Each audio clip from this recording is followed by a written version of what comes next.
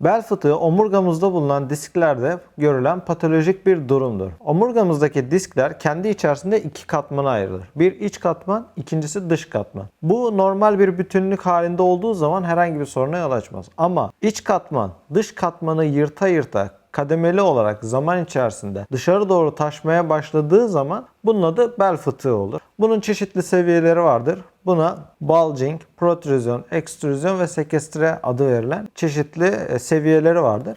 Her bir seviyede de farklı semptomlar görülebilir. Bel fıtığı hemen hemen her yaşta görülebileceği gibi daha çok 40 yaş ve üzeri kişilerde görülür. Çünkü bel fıtığının oluşabilmesi için disklerde belli bir deformasyonların oluşması gerekiyor. Bu küçük yaşlarda görülme sıklığı çok az olmakla birlikte her yaşta görülebilir. Ancak bu bir probleme yol açmak zorunda değildir. Bunun teşhisi nasıl konulur? Bunun teşhisi ise MR görüntüsüyle konulur. Yani MR cihazına girilir ve belin fotoğrafı çekilir ve orada disklerde bir taşma var mı yok mu görülebilir. Bel fıtığı çeşitli seviyelerde olduğu için her seviyede ağrıya yol açacak diye bir kaide yoktur. Bel fıtığının akut bir travma sonucu oluştuğu zaman o bölgede bir enflamasyon dediğimiz bir iyileşme süreci başlar ve bu iyileşme süreci ağrılı olabilir. Bunun ağrısı da kendi seviyesinde kendini gösterir. Yani diyelim ki 3-54 seviyesinde bir bel fıtığı oluşmuşsa akut olarak bunun ağrısı 53-54 seviyesi yani bel seviyesinde olur. Eğer ki bu fıtık sinire bası yapmıyorsa geçerli.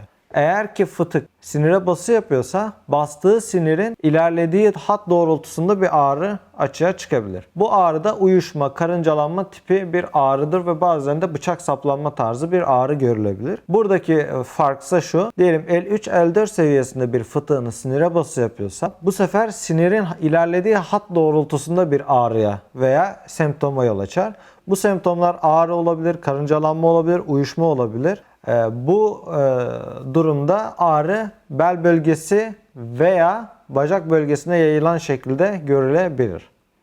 Bel fıtığı ağrısı eğer enflamasyon kaynaklı bir ağrı ise bulunduğu bölgede hissedilen künt bir ağrı şeklinde olur. Ve bel bölgesine her yük bindiğinde bu ağrı açığa çıkar. Yani öne eğildiğinizde, geriye eğildiğinizde, sağa sola döndüğünüzde belinizde yaygın bir ağrı hissedilir. Eğer ki sinir köküne basan bir ağrısı varsa semptomlarınız artar. Örneğin öne eğildiğiniz zaman sinir köküne gelen bası artıyorsa bacağınızın arkasında bir uyuşma, bacağınızın önünde bir ağrı gibi aşağıya doğru yayılan bir ağrı hissedersiniz.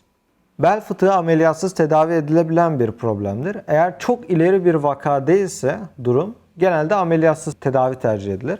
Bu çok ileri durum da işte ayağın düşmesi, hiç kuvvet uygulayamama veya ağrının çok inanılmaz şiddetli olduğu durumlarda sadece kullanılır. Bunun dışında yani bacakta uyuşma, belde ağrı gibi şikayetlerin olduğu durumlarda ameliyatsız fizyoterapi yöntemleri denenir. Burada ağrının kaynağına bakılır. Bu kaynak enflamasyon kaynaklı bir ağrı mı yoksa sinir köküne basan bir ağrı mı olduğu tespit edilir ve buna yönelik manuel terapi ve egzersiz teknikleri uygulanır.